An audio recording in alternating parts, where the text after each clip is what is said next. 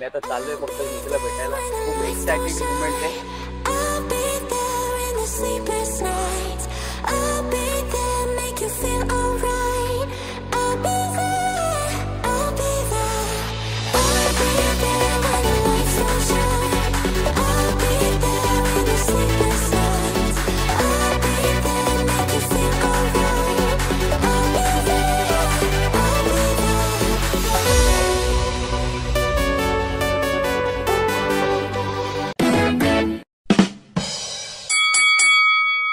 तर कसे का मंडळी, नमस्कार. तर मी प्रेम गायकर तुझं सगळ्यांचं स्वागत करतो माझ्या पॉडकास्ट चॅनलमध्ये. तर आपण आज अशा प्लेअरला भेटायला आलोय की ज्याची चर्चा केवळ महाराष्ट्रात नाही तर पूर्ण इंडियामध्ये आहे. की असा प्लेअर ज्यांनी 2019 मध्ये ज्युनियर नॅशनल मध्ये ब्रॉन्झ मेडल, त्याचबरोबर 2020 मध्ये ज्युनियर नॅशनल चॅम्पियनशिप, त्याबरोबर 2021 मध्ये महाराष्ट्रात पार्टिसिपेशन करून महाराष्ट्राला थर्ड प्लेस मिळवून देण्याचा मान सन्मान पटकवला. आणि त्याचबरोबर 67 सिनियर नॅशनल चॅम्पियनशिप मध्ये 46 रेड पॉईंट त्यांनी स्कोर केलेत. आणि त्याचबरोबर 17 सिनियर नॅशनल चॅम्पियनशिप मध्ये जे आता मला अहमदनगर महाराष्ट्रामध्ये, त्यामध्ये इंडियन रेल्वे या संघामध्ये ज्यांनी आपलं योगदान देऊन महाराष्ट्राचं नाव मोठं केलं. तर अशा पंकज मोहितेचं आज मी स्वागत करतोय. तर वेलकम पंकज सर. कसं वाटतं तुम्हाला की एवढे सगळे अचिव्हमेंट तुमच्याकडे आहेत? आणि अचिव्हमेंट होत जाते, आपल्याला फक्त मेहनत वगैरे लक्ष द्यायला पाहिजे. ऑटोमॅटिक ते आपल्या लाईफ मध्ये किंवा आपल्यासोबत ते. तर आधी तुम्ही राहायचं वडाळ्यामध्ये, तर वडाळ्यामधून आज तुम्ही नवीन घरात आहे. नवीन घराची वाईफ कशी आहे? नवीन घराची वाईफ म्हणजे आईचं एक स्वप्न होतं की जसं तिने जे दिवस बघितले अगोदर ते माझ्या मुलांनी बघू नये किंवा असं ते मला सांगत असेल. तर माझ्या पण मनात एक असं म्हणजे वाटलं की मम्मीने जे दिवस बघितले ते तिला न दाखवता चांगले दिवस दाखवावे, त्यासाठी मी प्रयत्न करत गेलो आणि ते कुठेतरी सक्सेस. बरं, मग असं तुला तफावत जाणवते की आपण आधी वडाळ्यामध्ये राहायचो आणि त्याच्यानंतर आपण आता एवढ्या मोठ्या, तर ह्या म्हणजे एक बोलतो की आपण तुम्ही एक 10 बाय 10च्या रूम मध्ये राहायचं आणि आज एवढा मोठा फ्लॅट आहे. तर फ्लॅटचं न बोलतो की त्या लाईफस्टाईल मध्ये चेंज वाटतो तुला? लाईफस्टाईल तर काही माझ्यासाठी चेंज नसेल, कारण का आम्ही वर्षभर बाहेर असतो, हॉटेल वगैरे राहत असतो, तर काय एवढं वाटत नाही. पण फॅमिलीसाठी खूप म्हणजे बोलतात ना की सक्सेस आणि खुश होण्यासारखी गोष्ट आहे की माझ्या मुलांनी काहीतरी केलं वगैरे, असं मम्मीला एक प्राऊड फील होतं. पण आपण मगाशी बोलतो मग मित्र परिवार कसे असतात की आता बघ तू लहानपणापासून वडाळ्यामध्ये वाढलाय आणि आता तू इकडे मला वाटतं तिलकनगर मध्ये शिफ्ट आहे. पण माझे मित्र जे आहेत तेच आहेत, ते काही चेंज नाही होणार. लहानापासून ते सोबत आहेत, सुख दुःखात वगैरे ते सोबत होते, अजूनही ते सोबत असतील आणि पुढे राहतील. कधी कधी असं वाटलं की ते कधी भेटायला येतात, कधी कधी मी. मग मित्रांना वेळ द्यायला भेटतो तुला तेवढा पहिले द्यायला भेटायचं? तेवढा मित्रांना पहिला जेवढा वेळ देत होतो तेवढा आता देता येत नाही, पण जेवढा पण वेळ मिळतो सॅटर्डे किंवा सुट्टी असली की प्रॅक्टिसला, तेवढा वेळ मी देतो. पण घरामध्ये मग प्रत्येकाचा एक कम्फर्ट प्लेस असतो की तिथे गेलं की त्याला कम्फर्टेबल वाटतो. मग तो बाहेर फिरायला जायला असू दे, मित्रांबरोबर असू दे किंवा घरात असू दे, तर मोस्ट ऑफ तुझा कम्फर्ट वाला प्लेस कुठे तू रिलॅक्स फील करतो? मी रिलॅक्स फॅमिली सोबत फील करतो आणि जास्त कधी कधी मित्रांसोबत तसं म्हणजे फिरायला आवडतं मला. जसं की फार्म हाऊस झालं, कुठे पार्टी वगैरे का. मग घरी एकदम रिलॅक्स वाटतो तुला? हा, घरी एकदम सुकून शांती की भाई हा आपला प्लेस आहे की इथून मला कोणी काढू शकत नाही. तर जेव्हा मग कबड्डी हा जेवढा फिजिकल गेम आहे ना तेवढा मेंटली गेम आहे. पहिले फिजिकल होतं की ताकदीवरती गेम असला, पण आता तो भरपूर चेंज झाला, तो मेंटली गेम झाला. आणि मेंटली जेव्हा आपण बोलतो तेव्हा दोन गोष्टी असतात, एक स्ट्रॅटेजी आणि दुसरा तुझं पेट. मेंटली फिट राहणं म्हणजे तू किती स्ट्रॉंग माइंडसेट आहे, तुला एक कॅच झाल्यावर तू किती जोराने परत उठतो, तो एक गोष्ट आहे. आणि दुसरी गोष्ट अशी की मॅच फेल्युअर, की आपण एकदा मॅच हरलो की आपल्याला वाटतं आपला संसारात येईल. इनकेस जर माझी गोष्ट केली ना की मी मॅच हरलो की मग माझ्याकडे मला आठवतच नाही की माझ्याकडे काय आहे काय नाही, मी त्या मॅच मध्येच असतो. पण हा एक माझा पर्सनल क्वेश्चन आहे की ती मॅच हारलोय तेवढी मनाला लावून घेतली पाहिजे की लागतेच मनाला एखादा खेळाडू? तुझा तसं झालंय का? मॅच हारल्यावर थोडं दुःख होतं, कारण का आपण प्रयत्न करत असतो त्या मॅच जिंकण्यासाठी. तर मग मी असं बोलेल की त्या मॅचला ज्या चुका झाल्या त्या नेक्स्ट मॅचला करू नये आणि जास्त फोकस जिथे चुका नाही करायच्या त्यावर देऊन ती मॅच जेवढी टाळता येईल तेवढी अवॉइड करून नेक्स्ट मॅचचा विचार करेल. पण मग एक मॅच हरल्यानंतर एक डिप्रेशन टाईप येतो आपल्याला की अरे बा मॅच हरलो. मग आपल्याला कॅप्टन आपला बोलत असतो की ऍक्च्युली तो आपले कॅप्टन आपले गुरु आहेत ना, आपल्या चांगल्या पर्स्पेक्टिव्हनेच बोलत असतो. पण जेव्हा आपण बघतो की मॅच हारलोय आणि आता वाटतं की मी लो फील करतोय भरपूर, तुझं असं झालंय कधी की एखादी मॅच हरलोय आणि भरपूर असं तू टेन्शन पहिल्यांदा मी घेतलं? असं बोलेल की कॅप्टन असं पाहिजे की जेव्हा त्याचे प्लेअर जेव्हा परफॉर्मन्स डाऊन असतो तेव्हा त्यांना मोटिवेट करायला पाहिजे. आणि सेकंड थिंग म्हणजे आता डिप्रेशन मध्ये जाऊन तुमचा परफॉर्मन्स वाढणार नाही, मग त्यापेक्षा चुका सुधारवून तुमचा परफॉर्मन्स कसा वाढेल याच्याकडे लक्ष द्यायला पाहिजे. की मी एक माझं पर्सनल क्वेश्चन विचारतो. आता लास्ट टाइमची जी मॅच हरलेली होती त्यासाठी मी भरपूर मेहनत केली. फिटनेस बोलू नको, रनिंग बोलू नको, जिम बोलू नको, आणि त्या मॅच मध्ये मला 6 कॅच झाले. ऍक्च्युली जर मॅच बघायला गेलो की त्या 6 कॅच मुळे झाले असं मला वाटतं. पण ठीक आहे, हा एक प्लेअर असतो की प्रत्येकाने आपल्यावरती ब्लेम घेतं, ते बेटर पडतो. पण जेव्हा ती मॅच हरलो तेव्हा मी एवढं लो फील करत होतो की मला बोललं की मला तुम्ही एकट्याला सोडून द्या, मी थोड्या दिवसात रिकवर येईल आणि परत तुम्हाला. तर माझ्या मम्मीने पण त्या गोष्टी टेन्शन घेतल्या, तू असं करतोय की एवढं तुझ्याबरोबर झालंय का? माझ्याबरोबर तर कधी असं नाही झालं. मी कधी हरलेल्या मॅचचा विचारच नाही करत, कारण का ती मॅच झालेली असते. त्या मॅचचा विचार करून आपल्याला पुढे जाऊन सक्सेस नाही मिळणार. तर नेक्स्ट मॅचेस येतील किंवा टुर्नामेंट चांगली, तर त्यामध्ये कसं चांगला करता येईल याचा विचार करायचा. पण याच्यामध्ये मला वाटतं 2 पार्ट आहेत की बघ, एक मॅच आपण चांगलं खेळून हारणं, की मी माझं योगदान पूर्ण दिलं, सुपर 10 मारला आणि मॅच हरलो. पण तिथेच मी 8 मायनस आहे आणि मॅच हरलो, तो एक फील वेगळा असतो. नाही, पण माझं असं पर्सनल आहे की भले तू 4 पॉईंट मार, पण ज्या टीमला गरज असेल ना तेव्हा ते 4 पॉईंट इम्पॉर्टंट असतील. सोबत ते 4 पॉईंट सुद्धा नाही लागले एखाद्या, तेव्हा तो डेंजर खसतो. ठीक आहे, कधीतरी प्रत्येक प्लेअरचा बॅड पॅच येतोच ना, किंवा परफॉर्मन्स डाऊन असो. प्रत्येक दिवस आपला थोडी असणार, समोर पण खेळायला आलेत ना, त्यांचा पण दिवस असणार. पण आता हा दिवसवर आहे की तुझ्या मेहनतीवर गेम? मेहनत तर प्रत्येक प्लेअर करतो, असं नाही की कधी थोडं लक साथ देतं कधी नाही देत, तर मग ते देवावर आहे. ठीक आहे, मोठी गोष्ट आहे पंकज सरांची की ते देवाला क्रेडिट देतो एवढ्या वेळ वरती येऊन. पण कारण की एखादा प्लेअर एवढा मोठा होतोय आणि तो क्रेडिट समोरच्या देतोय, आपल्या आईला देतोय, आपल्या मित्राला देतोय किंवा आपल्या देवाला देतोय, तर ही खूप मोठी गोष्ट आहे. तो पण त्या सीझन मध्ये तो एवढा खेळलाय, सगळ्या भरपूर मॅच, मला वाटतं 100च्या वरती मॅच झाल्या. त्या मॅच खेळल्यानंतर जेव्हा आपण ड्रेसिंग रूम मध्ये जातो मॅच आलो, तिथलं सिच्युएशन कसं, तिथला माहोल कसा असतो? सिच्युएशन जर की ब्लेम गेम चालतो तिकडे? डिपेंड मॅचवर आहे. जर तू इम्पॉर्टंट मॅच असेल आणि हारली असेल ना, तर थोडंफार असं म्हणजे होतं, पण एवढं नाही की तुला ब्लेमच करतील की तुझ्या, कारण का प्रत्येक प्लेअर मॅच जिंकवण्यासाठीच खेळतो. तर मग असं वाटतं की बोलतात ना की ती मॅच हारल्यानंतर एकाला ब्लेम करून चालणार नाही, कारण का बाकी 6 पण आहेत ना. बाकी 6 पण जर तुझा परफॉर्मन्स डाऊन होता तर बाकी 6चा दाब होता ना. एक तर हरवू नाही शकत, 6 जिंकवू शकतात. मग त्या हिशोबाने सर्वांना ब्लेम होतं तिकडे. तिकडे कानपट्टी होते, थोडा बोलाबोली होते सगळ्यांना, म्हणजे भांडण नाही होत असं. पण ठीक आहे, अरे तुझ्यामुळे हरली आहे. ऍक्च्युअली हा सीझन असा होता की आम्ही कोणाला ब्लेमच नाही केलं किंवा फुल हरलेच नाही. लागोवाटे मॅच जिंकत झाले आणि शेवटी फायनलला पण एक जिंकले. तर मग जेव्हा तू मॅच मध्ये असतो, असा कुठला डिफेंडर आहे का ज्याने तुला रेडिंग चांगली करण्यासाठी कुठला चांगला सल्ला दिला की पंकज तू हे नको करू, तू हे ट्राय कर, बघ मी या पोझिशनला आहे, मला तू इकडे भेटतोय, मला इकडे तुला कॅच होईल असं वाटतं? आता ते कसं झालं आमचं ऑन म्हणजे मॅच जेव्हा टुर्नामेंट चालू झाली प्रोची, तेव्हा आम्हाला काहीच करेक्शन करताना आलं आणि लास्ट सीझन आम्ही फायनलला हारलो म्हणजे सीझन 9.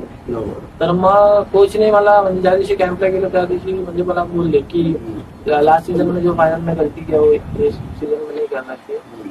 तर मग मी ती चूक कशी सुधारवता येईल यावर फोकस करून, किंवा आता रेग्युलर प्रॅक्टिस मध्ये राईट कव्हर असेल किंवा कॉर्नर असेल राईट, तर ते मला म्हणजे आता प्रॅक्टिस झाल्यावर आम्ही असं बसतो आणि डिस्कशन चालतं की काय माझी चुकी झाली, काय समोर म्हणजे राईट टर्न असेल तर त्याची काय चुकी झाली, तर यावर डिस्कशन करून त्या चुका आम्ही करेक्शन करून करून करून मग पुढे त्यावरती काम करून गेम करून. एखादा कोणताही रेडर आहे त्याला ती स्किल प्रॉपर करण्यासाठी किती मेहनत केली पाहिजे, किंवा कशा प्रकारे मेहनत केली पाहिजे, किंवा एक स्किल किती वेळ त्याने प्रॅक्टिस करत राहायला पाहिजे? मेहनत करण्यापेक्षा मी असं बोलेल की पहिले ती माइंड मध्ये फिट करायला पाहिजे की कुठून समोरचा रेडर किंवा आपल्या आवडली एखाद्याची स्किल तर तो कुठून तो एंटच करतोय, समोरचा प्लेअर कुठे आहे, ते सर्व कॅल्क्युलेट करून मग त्याची प्रॅक्टिस करून प्रॅक्टिस म्हणजे स्किल प्रॅक्टिस करून शॅडो प्रॅक्टिस करून नंतर मग ती डिफेन्स जेव्हा 7चा डिफेन्स लागेल तेव्हा ती प्रॅक्टिस करून ती करेक्शन करायला पाहिजे. शॅडो प्रॅक्टिस म्हणजे?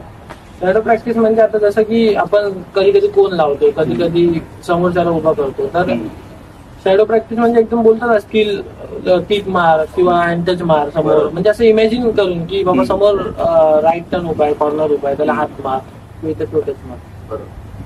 मग जसं आपण बोलतो की स्किल प्रॅक्टिस खूप महत्वाची आहे, पण ती स्किल चांगली डेव्हलप करण्यासाठी फिटनेस आणि वॉर्मअप महत्वाचं आहे का? फिटनेस तर प्रत्येक स्पोर्ट्स पर्सनला महत्वाचं आहे, कारण का तुम्ही फिट राहिले तरच खेळू शकता. कारण की आता सध्याचं म्हणजे युथ एवढं फिट आणि म्हणजे बोलतात ना की खूप काही त्यांच्यामध्ये क्षमता आहे की काही करू शकतात. मग त्यांच्या कम्पॅरिझनला आपण त्यांच्यापेक्षा जास्त फिट राहणं इम्पॉर्टंट आहे.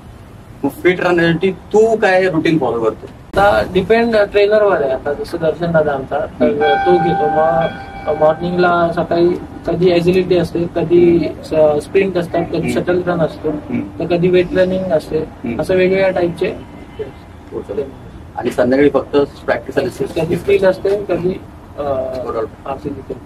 मग स्किल मध्ये तू स्पेसिफिक कुठल्या स्किलचा जास्त प्रॅक्टिस करतो? आता जे माझ्याकडे पहिल्यापासून स्किल आहेत त्यावर फोकस म्हणजे थोडं कमी ठेवतो, आणि ते पण प्रॅक्टिस करतो पण ते कमी करतो. आणि जे नवीन करायचं आहे किंवा मी आता यंग प्लेयरचे व्हिडिओ वगैरे बघत असतो, तर मला एखादा स्किल आवडला तर मी त्या प्रॅक्टिस. म्हणजे तू पण इतरांना कॉपी करायला ट्राय करतो? कॉपी म्हणजे कॉपी बोलण्यापेक्षा आपल्याला त्या मुलाची ती स्किल चांगली आहे तर मग ती आपल्याला आवडली आणि आपण म्हणजे बोलतात ना की ती आपल्या पद्धतीने डेव्हलप करेल.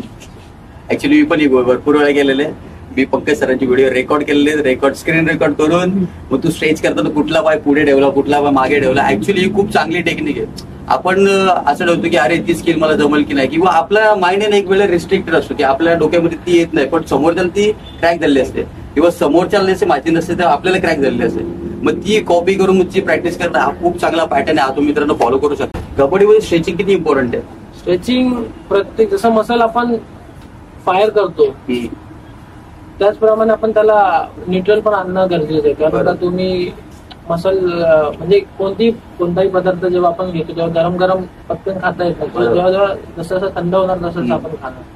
मग त्याचप्रमाणे मसल जसं आपण फायर होते तसं त्याला न्यूट्रल करणं इम्पॉर्टंट आहे. तर मग जे मसलचे टिश्यूज असतात ते फाटणार वगैरे, मग त्यामुळे स्वतःला क्रॅम्प किंवा इंजरीज होते. मसल जेव्हा आपला टाईटनेस वगैरे असं वाटतं की थकले झाले तेव्हा मसाज घेऊन ते एकदम बोलतात ना की रिलीज करून एकदम जसं पहिल्यासारखं होतं तसं मग एकदम हलकं हलकं.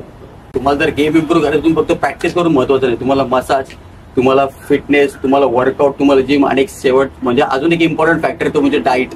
डाईट किती इम्पॉर्टंट आहे? डाईट जसं तुम्ही असं बोलू शकतो की आपण जिम, आणि ऍक्च्युली सर्व बोलतात की जिम, फिटनेस वगैरे किंवा प्रॅक्टिस केल्याने प्लेअरचं परफॉर्मन्स वाढतं, पण तसं नाही.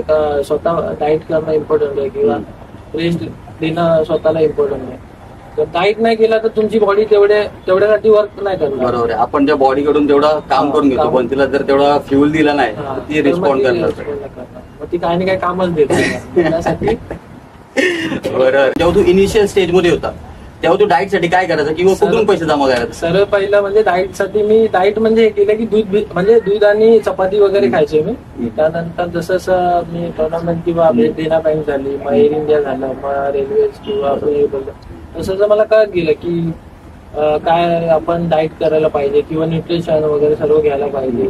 मग त्याप्रमाणे मी सर्व फॉलो करत गेलो. आपण डाईटचा अजून मॅचची गोष्ट केली किंवा आपण कुठे टुर्नामेंट खेळतो, डाईट केला, वर्कआउट केलं, त्यानंतर आपण टुर्नामेंटला जातो. तर मला जाणून घ्यायचं पंकज भोईते काय करतो की आज 3 दिवसांनी टुर्नामेंट आहे, 4 दिवसांनी टुर्नामेंट आहे, त्याचे टुर्नामेंटच्या आधीची तयारी कशी असते? म्हणजे माझं तर पर्सनल असं सेटअप असेल की सकाळी ज्या दिवशी मॅच असेल ना त्या दिवशी रिएक्शन ट्रेनिंग असेल. रिएक्शन ट्रेनिंग म्हणजे तुमचं ब्रेन म्हणजे नर्वस सिस्टम जे असते आपली, म्हणजे ज्या दिवशी आपण कधी कधी असं फील होतं की आज मॅच यार मॅचला काय होईल काय होईल, तर आपण थोडं नर्वस असतो. मग त्यासाठी ते नर्वस न होण्यासाठी आपण थोडे रिएक्शन ट्रेनिंग असतं, जसं की आपले डोळे किंवा फिंगर्स वगैरे, किंवा आपण कधी कधी समोर एक फोकस करून रिएक्शन करतो ना की अरे असं. मग त्याप्रमाणे आपण थोडं आपल्याला रिलॅक्स फील होतं. की आता एक रिएक्शन ट्रेन झालं, अजून काय करायचं? मॅचच्या दिवशी रिएक्शन ट्रेनिंग झाली की तुम्ही ब्रेकफास्ट थोडा जास्त करा. नंतर ब्रेकफास्ट मध्ये काय घ्यायचं? बघ आता आपण जर मुलांना बघितलं ना की मॅच असू दे किंवा मॅचच्या अगोदर ते बाहेरचं भरपूर खातात, मग ते खाणं गरजेचं आहे की हेल्दी फूड घेणं जास्त गरजेचं आहे? हेल्दी फूड खावा किंवा काय म्हणजे बोलतात ना की तुमच्या बॉडीला जे चांगलं वाटेल ना मॅचच्या दिवशी ते करायचं. कारण का जेव्हा तुम्ही स्वतःहून खुश राहणार ना तेव्हा ऑटोमॅटिक तुमचा परफॉर्मन्स चांगला होणार. मग ते डाएट प्लॅन मध्ये असो या नसो, पण कित्येक वेळी माझं असं होतं ना की मी म्हणजे असं हेल्दी फूड खायला आवडतं मला. एग झाले किंवा डोसा झाला किंवा भोसली वगैरे, परत फ्रूट झाले, ड्रायफ्रूट झाले, हे सर्व खायला मला आवडतं. मग मी तेच कंटिन्यू लीग मध्ये तेच खातो. एक झाला आपण रिएक्शन ट्रेनिंग, त्यानंतर डाएट, त्यानंतर अजून काय काय असतं? याचं सांगतो तुला पीकेचं की मॉर्निंगला हे असतं आपलं रिएक्शन ट्रेनिंग घेतलं की ब्रेकफास्ट नंतर रेस्ट नंतर कधी कधी व्हिडिओ अनालिसिस असतं. व्हिडिओ अनालिसिस झालं की तू फ्री लंच कर, लंच नंतर रेस्ट करायची, रेस्ट कर तुला रूम मध्ये तुला काय करायचं काय कर. नंतर मग टाइम येतो ग्रुपवर टाइम आल्यानंतर मग तुला त्या टाइमला मॅच पूजा असते, पूजेनंतर काय रिच्युअल पण फॉलो करतो. तुझं रिच्युअल काय, म्हणजे तू असं काय बोलतो, कुठला स्पेशल मंत्र आहे? बघ आम्ही जेव्हा पाया पडतो ना तेव्हा बरेच जण काहीतरी मंत्र बोलताना मला दिसतं. मी मंत्र वगैरे नाही, पण असं बोलतात ना की गणपतीचं नाव किंवा नाव घेऊन कोणतंही काम स्टार्ट करायचं असतं त्याप्रमाणे वाटतं.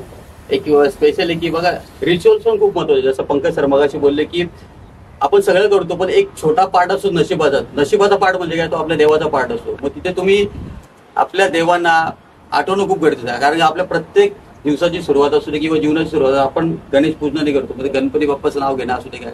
त्यात माझा एक स्पेशल एक हे श्लोक आहे, तो मी बोलतो की कृष्णाय वासुदेवाय हरे परमात्मने प्रणत क्लेश नाशाय गोविंदाय नमः. म्हणजे याचा अर्थ आपण जर बघितलं ना, हे कृष्णा वासुदेवा की ह्या सगळ्या जगाचं क्लेश म्हणजे दुःख आणणाऱ्या किंवा ज्या पिढ्या आहेत त्यांना तू दूर करणार, माझी पण पिढ्या दूर करून टाक, असा एक शॉर्ट आपण अर्थ बोलू शकतो. हा श्लोक मी नेहमी बोलतो. तर मला तुम्ही कमेंटमध्ये लिहून सांगा की तुम्ही कुठल्या देवाचं नाव घेता तुम्ही किंवा तुम्ही कुठला श्लोक बोलता. त्यानंतर आपण झालं की रिच्युअल झालं. त्यानंतर आता बघ मॅचच्या आधीची की मॅचचा कॉल टाइम आला ग्रुपवरती, मग जस्ट मॅचच्या अगोदर तू काय करतो? आम्ही एन्जॉय करत असतो. कारण आम्ही साऊंड वगैरे घेऊन जातो आतमध्ये, मग गाणी वगैरे लावतो आम्ही, एन्जॉय मजा मस्त अशी क्लिअर मध्ये चालते. एन्जॉय करत करत मजा एक मॅचच्या एक तास अगोदर आम्ही चेंज करतो सर्व, तिथे पण थोडी मस्ती चालते. मग नंतर ते सर्व झाल्यानंतर पण आम्ही वॉर्मअप वगैरे करता करता मस्ती करतो, जेणेकरून आम्ही खुश राहू आणि त्याने आमचा परफॉर्मन्स चांगला होईल. इथे आम्ही उलटा बघायला तुम्ही फुल सिरियस आज मॅच असं काय होईल काय नाही, आधी हे परफॉर्म करतात ते परफॉर्म करतात. सिरियस जेवढं होशील तेवढं तुला डोक्यावर बर्डन होणार, अरे माझा परफॉर्मन्स होईल नाही होणार किंवा मला जी स्किलची प्रॅक्टिस केली ती करता येईल नाही करता येईल. मग त्यामुळे एन्जॉय करून जेवढं करशील किंवा मजाक मस्तीमध्ये जेवढं होईल ना तेवढं इम्पॉर्टंट. आणि जसं मॅच अनालिसिसचं बोले, म्हणजे माझं एक माइंडसेट आहे की अरे मी जर आता बघ युट्यूबवरती आज भरपूर मॅच अवेलेबल आहे. आता समजा उद्या माझी XYZ टीम बरोबर मॅच आहे, त्याची मॅचची व्हिडिओ ऑलरेडी असते. पण माझ्या मनात असं येतं की जर मी ती व्हिडिओ बघितली तर मी प्रेशर घेणार आहे, हा टर्न खूप चांगला खेळतो, अरे तो खूप असा खेळतो तसा खेळतो. मग आपण त्या प्लेअर पासून थोडं दबकून राहतो. मग माझं माइंडसेट असं होतं की अरे जर मी ती व्हिडिओ बघितली पण ती व्हिडिओ बघणं गरजेचं आहे की नाही.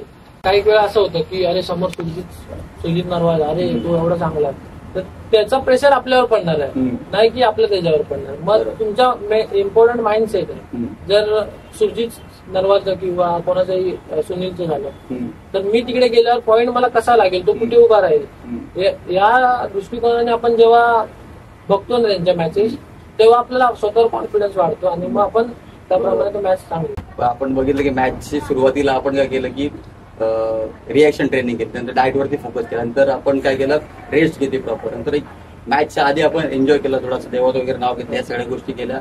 आता आपण मॅचच्या आतमध्ये आलो. तर मॅचच्या आतमध्ये आल्यानंतर बघ की ती व्हिडिओ बघितली आणि सेम सुरवीत नरवालने आपल्याला कॅच केली पहिल्या तरी. आता एखादा प्लेअर असतो तर मॉरल तिथे डाऊन होतो, पण तो मॉरल अप करण्यासाठी कसं घेता, बाउन्स बॅक कसा केला पाहिजे तिकडे. आता जसं की तुझ्याकडे 40 मिनिटाची मॅच आहे किंवा एक पहिले 5 मिनिटांमध्ये तुला कॅच केली, तर मग मी असं बोलेल की जेव्हा तुझ्या टीम मध्ये कोणता राईट रेडर असेल किंवा तू लेफ्ट रेडर असेल, तुझ्या टीम मध्ये दुसरा कोण लेफ्ट रेडर असेल, तो कसा रेड मारतोय किंवा तो तिकडे जाऊन कुठे उभा राहतोय, तेव्हा सुजित नरवाल कुठे उभा येतोय किंवा समोरचा राईट कव्हर कुठे उभा राहतोय, ते आपण बघून आपल्याला कुठे जायचंय, कुठे आपण कुठे उभा राहिलो, कुठे आपल्याला जवळ लागेल किंवा पॉईंट लागेल, त्या हिशोबाने नेक्स्ट रेड स्टार्ट करायचा. आणि नेक्स्ट रेड अशा स्टार्ट करायचा की ज्या रेडला त्याने आपण आपल्या कॅच केलं ती कदाचित लेझी राहिल्यामुळे असेल किंवा तुझी रिएक्शन ट्रेनिंग चांगली नसेल, मग त्यामुळे त्यावर फोकस करून आपण ते नेक्स्ट रेड स्टार्ट करून पॉईंट मारेल. तर समजा आपण एक कॅच झाली, 2 कॅच झाली, 3 कॅच झाली, तर एकच प्लेअर आपल्याला असं कधी कधी मॅच सिच्युएशन होतं की एकच प्लेअर आपल्याला 2 ते 3 वेळा कॅच करतो. मग त्या प्लेअरला स्किप करून आपण पुढची मॅच कंटिन्यू केली पाहिजे की त्यावरती अटॅक चालू ठेवला पाहिजे? नाही, जर तो प्लेअर तुझे पॉईंट घेतोय ना, आता कसं झालं कधी कधी आपण बघ मला कॅच केली म्हणजे असं फॉर एक्झाम्पल कसं होतं आपलं, आता यांनी कॅच केली आपल्याला तर आपण थोडं त्याला डबा बरोबर, पण तो आपल्याला हबी होतो तेव्हा. बरोबर.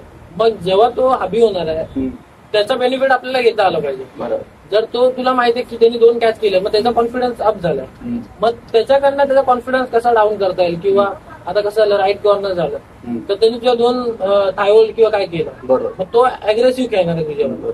मग त्यानंतर तू त्याच्याकडनं कसे पॉईंट काढता येतील, किंवा जसं की तो अग्रेसिव्ह खेळतोय मग तू कोठे अटॅक मारून किंवा मध्ये स्टॉप करून त्याला चकवून त्याला स्वतःच्या अग्रेसिव्हपणेचा फायदा आपल्याला घेता आला पाहिजे.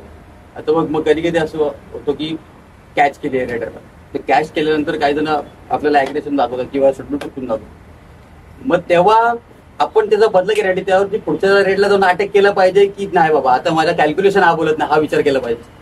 मी जास्त तू कसा खेळतो ते सांग मला. अग्रेशन दाखवण्यापेक्षा आहे ना आपल्याला मॅच जिंकणं इम्पॉर्टंट असतं. तर ते अग्रेशन नंतर तो जरी ते लोक मॅच जिंकले तर ठीक आहे, जर हारले तर अग्रेशनचा काय फायदा. जर आपण मॅच जिंकलो तर न अग्रेशन करता पण आपण की हा चल बाबा न काय करता पण मॅच जिंकून गेला, मग त्याला पश्चाताप होणार आहे. बरोबर. अग्रेशन दाखवण्यापेक्षा मॅच जिंकणं इम्पॉर्टंट. बरोबर. ते प्रत्येक वेळेस रिॲक्शन देणं गरजेचं नाही, मग त्या रिएक्शन मध्ये आपण आपला कधीतरी गेम फसवून नसतो किंवा ते आपल्याला ट्रॅप लावू शकतात. गरम डोक्यामध्ये आपण जेव्हा निर्णय घेतो तेव्हा म्हणजे असं चुकीचं निघतात जास्त, पण शांत डोक्याने खेळल्यावर किंवा निर्णय घेतल्यावर ते तुला माहित असतं की तू काय करतोयस काय नाही. त्या हिशोबाने गेम मध्ये पण तसंच असतं की तू जेवढं शांत डोक्याने खेळशील ना तेवढं तुला खूप मदत होईल तुझ्या स्किल. ट्विस्ट वाला क्वेश्चन आहे की तो शांत डोकं गेम मध्ये ठेवायचं कसं, की बघ एकदा तुला कॅच झालं की तू एक निगेटिव्ह फेज मध्ये जातो, अरे मला पुढच्याला पण कॅच होईल का, अरे मग जर मी या टर्नला आतमध्ये मला कॉर्नर लावेल का, तो सायकल कसा तोडायचा मध्ये. मी तर एवढं बोलेल की आता प्लेअर 40 मिनिटं खेळणार किंवा रेडर खेळणार, जेव्हा रेडर रिस्क घेणार तेव्हा त्याला पॉईंट मिळणार, जर त्याने रिस्क नाही घेतली तर पॉईंट नाही मिळणार. तसंच मग रेडर 100 रेड करणार किंवा 40 रेड करणार, त्यामध्ये त्याला 5-10 तरी टॅकल होणारच, मग तेवढं त्याला पॉईंट पण मिळणार ना. मग त्यांनी न आपला याचा मोरल डाऊन करता स्वतः ज्या ऍटिट्यूडने खेळतो ना की हा बाबा किती पण कॅच होते मला पॉईंट मारायचे, मग त्या हिशोबाने खेळलो ना तर त्याला कॅच पण नाही होत आणि तो ऍक्टिव्ह पण राहतो. तर पुणेरी पलटेच्या टीम मध्ये बघ तू आहे, अस्लम आहे आणि मोहित गोय, हे 3 रेडर आहेत. तर बघ कधी आकाश पण आहे ना, आकाश मला एक तो ब्रह्मास्त्र एक स्पेशल वेपन आहे. मी जेव्हा आकाशला बघतो ना, जेव्हा टीमला काहीतरी युनिक पॉईंटची गरज असते तेव्हा आकाशला आपण आणि आकाश सरांबरोबर आम्ही पॉडकास्ट करणार आहेत, तर तुम्ही तो पण सुद्धा बघायला विसरू नका.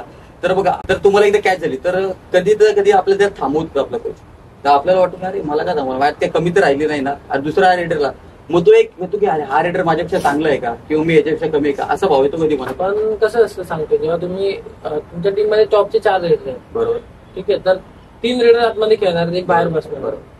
जर कधी कधी असं सिच्युएशन होते की समोरची टीम जसं आपण व्हिडिओ अनालिसिस करतो तसं ते पण व्हिडिओ अनालिसिस करतात, मग कधी कधी एखाद दुसरा रेडर नाही चालत, तर मग त्यांनी स्वतःला खचून किंवा त्याचा मोरल न डाऊन करता दुसऱ्याला संधी देणं हे इम्पॉर्टंट आहे. कारण का मॅच कोचला असं असतं की मॅच जिंकणं, तर त्याला वरती फ्रँचायझीला किंवा ओनरला वगैरे फेस करायचं असतं, आपण फक्त खेळतो.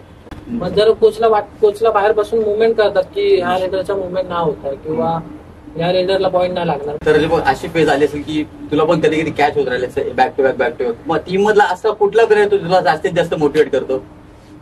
टीम मध्ये मोटिवेट स्वतः करायचं किंवा बाकी प्लेअर पण करतात, पण जास्त प्लेअरला किंवा कॅप्टनला आपल्याकडनं हे हवं असतं की आपल्या प्लेअरने किती जास्त चांगलं करायला पाहिजे यावर कॅप्टनचा विश्वास असतो, आणि कॅप्टन काय विश्वास ठेवूनच पूर्ण टीम हँडल करत असतो.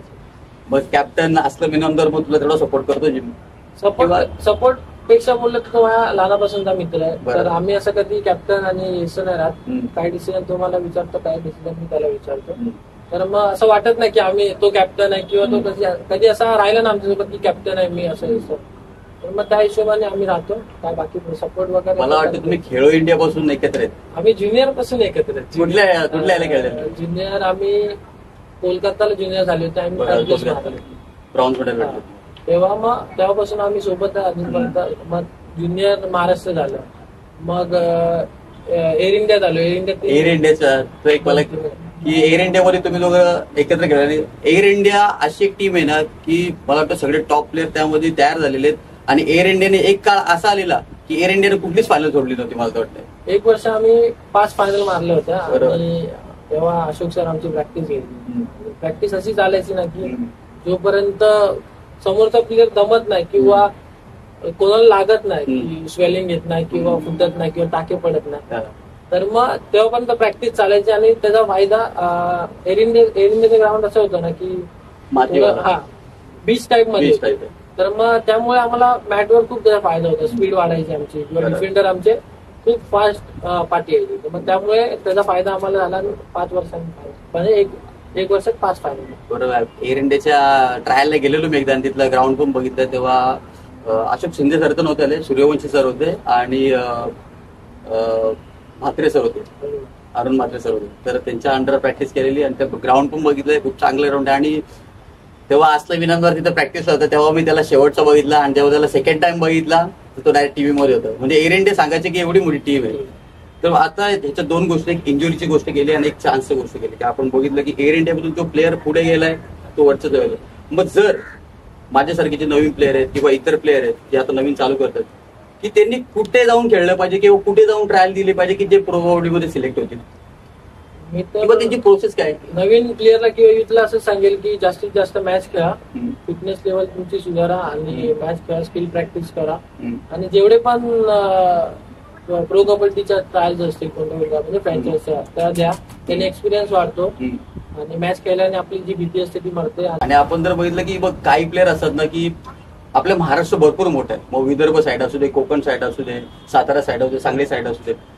मग काही प्लेअर असतात ते खरंच खूप चांगले खेळत असतात, पण त्यांना चान्स भेटत नाही किंवा स्टेज भेटत नाही. त्यांना वाटतं की ते त्या जिल्ह्यात त्या एरियात त्यांचं नाव मोठं झालं असतं, पण त्यांना मुंबईत त्यांना किती गरजेचं आहे खेळण्यासाठी. आता मी खूप सारे असे प्लेअर बघितले की जे चांगले आहेत, पण जो गावात झालं किंवा खेडेगावात झालं, तर ज्यांना खरंच मोठा प्लेअर किंवा नाव मम्मी पप्पांचं नाव मोठं करायचं, त्यांनी मी असं सजेस्ट करेल की ते गावात ना खेळतात, त्यांनी मुंबई किंवा ऑल इंडियामध्ये खेळायला पाहिजे, जेणेकरून ते दिसण्यात येतील फ्रँचायझीला किंवा बाकीचे ओनर वगैरे असतील आणि त्यांना पुढे जाऊन संधी मिळेल. कमर्शियल टीम किती इम्पॉर्टंट आहे, त्या देना बँक वगैरे झालं. मला वाटतं सगळ्यात पहिले तो देना बँक साठीच खेळला. सर्वात पहिला मी देना बँक मधूनच आलो होतो. देना बँक झाली, नंतर आमची एअर इंडिया नंतर आता रेल्वे. युथ साठी तेव्हा देना बँक चांगली होती, नवीन प्लेअर येत होते आणि राजेश सर पण तेव्हा मेहनत करून घ्यायचे.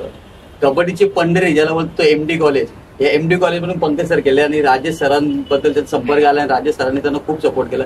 राजेश सर कसे होते, त्यांनी तुला कसं ओळखलं की हा प्लेअर चांगला खेळू शकतो? राजेश सर म्हणजे आता कसं असतं, कोचचं ऑब्झर्वेशन चांगलं असतं की हा प्लेअर चांगला करू शकतो पुढे जाऊन. तर मग अशी टुर्नामेंट खेळत होतो आम्ही कॉलेजमध्ये, तर मी आंबेडकर कॉलेजला. बरोबर. तर मग राजेश सर बोलले तू तिथे नको थांबू, तू एमडी कॉलेजला या, तिथे येऊन प्रॅक्टिस करा, ते कॉलेज ऍडमिशन. मग मी सर ऍडमिशन घेतल्यानंतर मग सर प्रॅक्टिस म्हणजे कसं असायचं, सर्व खूप मुलं यायची, सिनियर ज्युनियर 40-50 मुलं अशी प्रॅक्टिसला यायची. मुलींची पण प्रॅक्टिस चालायची क्लबची त्यांच्या. तर मग त्या 40-50 मुलांचे वेगवेगळे स्किल असायचे, ते प्रॅक्टिस वेगळी असायची, मग त्यांनी अजून इम्प्रूव्ह व्हायचे. आणि म्हणजे बोलतात ना की मेहनत किंवा हार्डवर्क, तिथे कसं होतं की मुलं सर्व मिळून सपाट्या मार किंवा बैठका मार किंवा नमस्कार मार, डिप्स मार, ह्यावर जास्त फोकस असायचा. आणि एमडी कॉलेज बोललं की कबड्डीला खूप सपोर्ट आहे, जेणेकरून तिथून आता जसे की सिनियर झाले आमचे, निशांकर झाला, विशाल माने झाला, हे सगळे एमडी कॉलेज मधून आले मित्रांनो.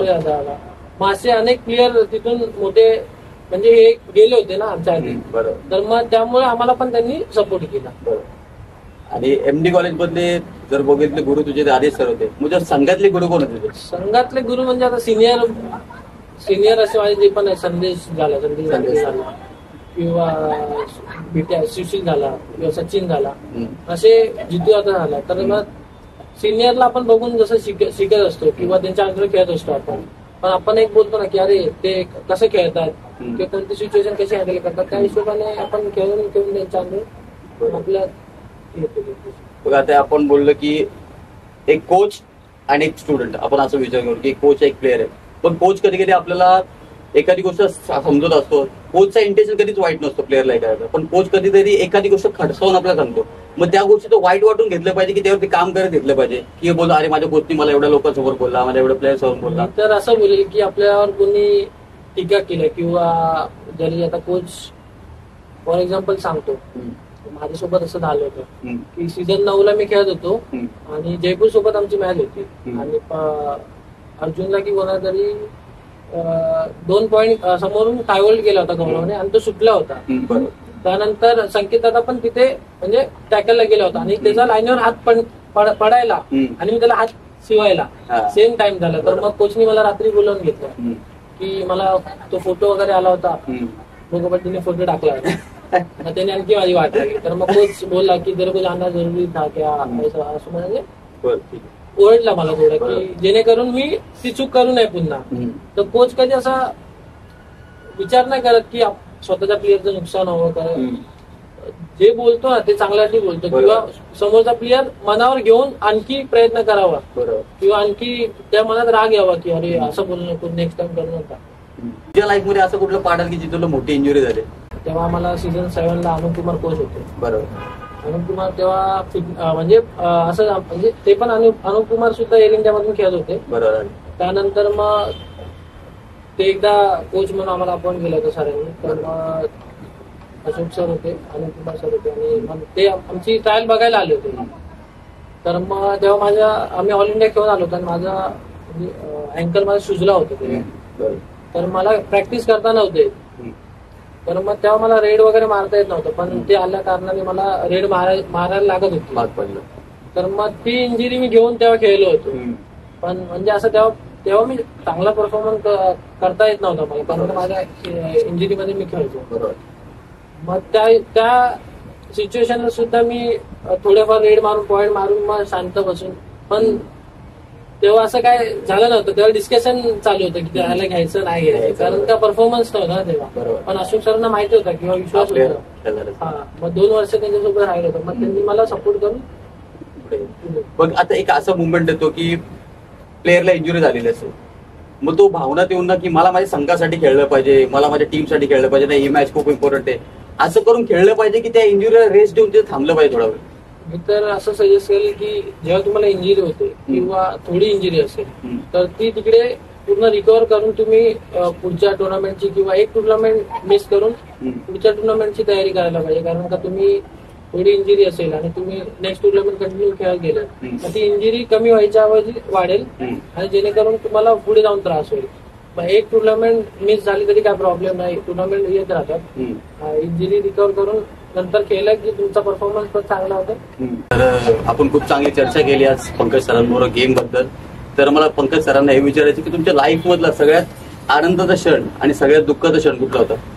आनंदाचा क्षण बोललं तर मग मी आता सीझन जिंकून आलो आणि हा सीझन चांगला खेळला तेव्हा मम्मीने म्हणजे मला मिठीत घेतलं होतं आणि ती थोडं भावूक झाली होती. ते बघून म्हणजे बोलतात ना की एक प्राऊड फील करत होती ती की अरे माझ्या मुलांनी काहीतरी केलं.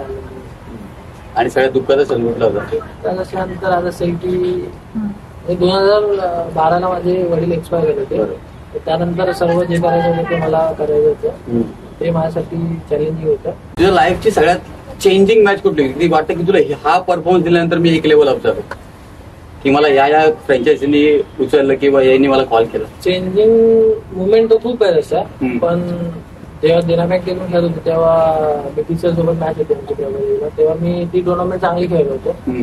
त्यानंतर मग एअर इंडिया मध्ये मला बोलवलं. मग एअर इंडिया मधून जेव्हा मी गेलो तेव्हा माझी पूर्ण लाईफ जसं बोलतात ना की गाडी रुलावर आली. Life settle. मग तुझी लाईफ कधी सेटल होणार आहे? लग्न कधी करतो?